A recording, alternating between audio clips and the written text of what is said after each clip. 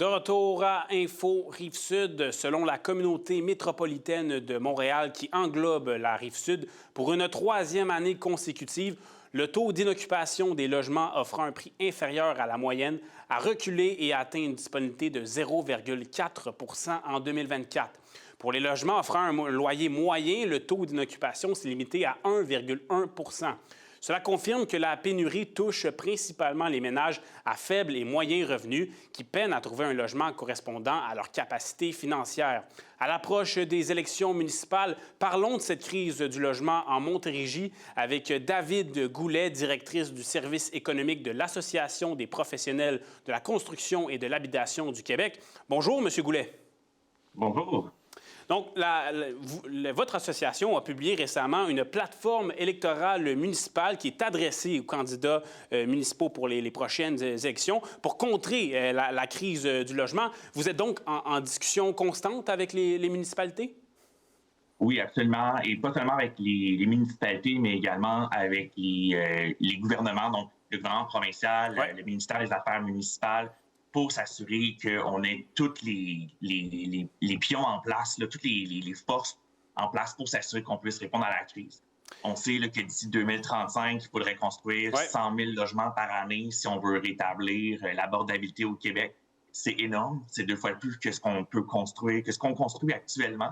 Donc, pour y parvenir, c'est clair qu'il va falloir revoir peut-être certaines règles, certaines façons de faire pour s'assurer qu'on puisse là, loger les gens convenablement et au fil de la croissance de la population qui va être importante, notamment sur la Rive-Sud. Là. Le rythme de construction des logements présentement est-il satisfaisant pour vous? D'ailleurs, la nouvelle ministre des Affaires municipales, Mme Geneviève Guilbeault, en parlait ce matin. Est-ce que le rythme est satisfaisant, selon vous? C'est sûr qu'on est content de voir qu'il y a une reprise. On avait eu là, au Québec une baisse assez significative en 2023. 2024, on voyait des reprises dans beaucoup de régions. Dans la région de Montréal, pas tant. Mais cette année, on voit quand même une bonne reprise. C'est encourageant.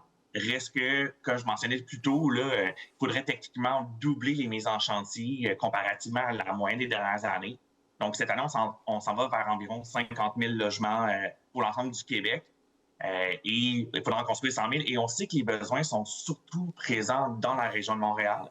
Donc, en fait, la région doit redoubler d'efforts par rapport au reste du Québec si on veut parvenir à rétablir l'abordabilité ici.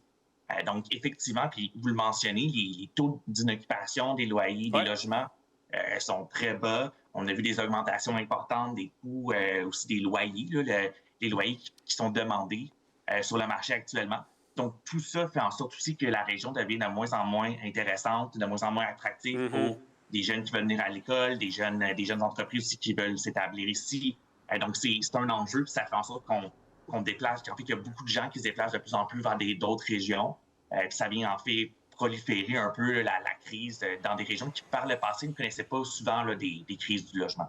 Oui, parce que vous l'avez dit, c'est bien beau construire des logements, mais il faut construire des logements abordables et particulièrement en Montérégie. Pour ce qui est de votre plateforme électorale municipale, pour la Rive-Sud, vous avez identifié 3 gros enjeux principaux. Le premier, c'est les infrastructures en eau potable, oui, donc qui sont importantes d'investir dans celles-ci. Pourquoi? Bien, en fait, il y a un déficit très important de l'entretien de ces infrastructures-là à travers le Québec. C'est pas unique à la Rive-Sud, mais par le fait qu'on retrouve beaucoup là, de villes qui sont beaucoup plus vieilles, par exemple, que dans d'autres régions. On s'entend là, la région autour de Montréal et la Rive-Sud, entre autres, et même Saint-Hyacinthe, par exemple, qui est un peu plus excentré de la région métropolitaine. On parle de villes qui ont commencé à se développer là, à l'époque coloniale française. Donc, bon, évidemment, l'aqueduc n'a pas été fait dans ces années-là, mais il y a beaucoup d'infrastructures qui est très vieille. Et pour l'ensemble du Québec, on estime, là, en fait, il est estimé que c'est 49 milliards de dollars de déficit d'entretien dans les infrastructures en eau. Et ce, uniquement là, pour les infrastructures qui sont à risque élevé ou très élevé de défaillance. Donc, on ne parle pas d'aller remplacer là, des infrastructures qui auraient été mises qui auraient été construites il y a quelques années dans une nouvelle rue. On parle vraiment de risques importants. Puis ça, ça peut venir avec justement un manque d'eau, des avis d'ébullition. Ça peut venir aussi même potentiellement avec des inondations si ça venait là, un bris majeur là, des conduites. Donc, tout ça, c'est grave. il faut l'adresser, puis ça vient aussi limiter la capacité à construire du nouveau logement. On le voit dans plusieurs villes actuellement à travers le Québec. Il y a des enjeux et on voit des moratoires qui sont appliqués alors qu'il faudrait poursuivre les efforts là, pour la construction.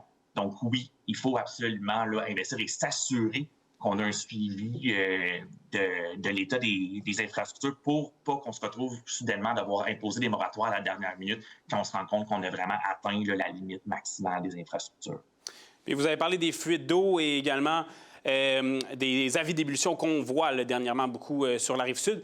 Et M. Goulet, il nous reste à peu près 30-40 secondes. Là. Pointe-Longueuil, également les développements à Brossard, ce sont de nouveaux projets annoncés. Et un autre enjeu et objectif, en fait, c'est la densification dans ces zones-là, à proximité des transports en commun. Parlez-nous-en là, en 30 secondes. Absolument, justement, dans la Pointe-Longueuil, on s'entend, là, il n'y a pas beaucoup d'infrastructures dans ce coin-là. Même chose aussi là, autour de la station Panama, c'est des centres commerciaux. Donc, il manque d'infrastructures. Et si on a à loger autant de gens, bien, vaut mieux optimiser justement les investissements en s'assurant qu'on ne s'éparpille pas partout et qu'on ne doit pas surconstruire les infrastructures. On s'entend que d'ici 30 ans, selon l'USQ, il devrait y avoir une augmentation d'environ 60 000 ménages pour la Rive-Sud de Montréal.